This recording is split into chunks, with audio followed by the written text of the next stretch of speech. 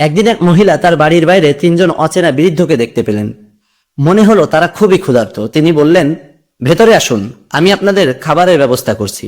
তারা বলল, আমরা সবাই একসাথে ভিতরে যেতে পারি না। কিন্তু কেন কেন জিজ্ঞেস করতেই তাদের মধ্য থেকে একজন বলে উঠল, আমাদের মাঝে একজনের নাম সম্পদ, একজনের নাম সাফল্য, আর একজনের নাম ভালোবাসা। এবার আপনিই ঠিক করুন আপনি কাকে ভেতরে ডাকবেন।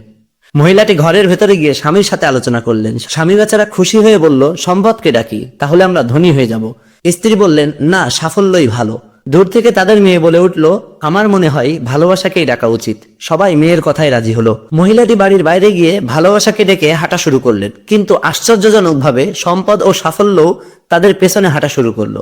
মহিলা অবাক হয়ে বললেন, আমি তো শুধু ভালোবাসাকে ডেকেছি, কিন্তু আপনারা দুজন আসছেন কেন? তারা বলল, যেখানে ভালোবাসা যায় সেখানে সম্পদ ও সাফল্যও যায়। ভালোবাসা থাকলে জীবনে সবকিছু আসবেই। ভালোবাসার পথেই সাফল্য আর সম্পদের ঠিকানা।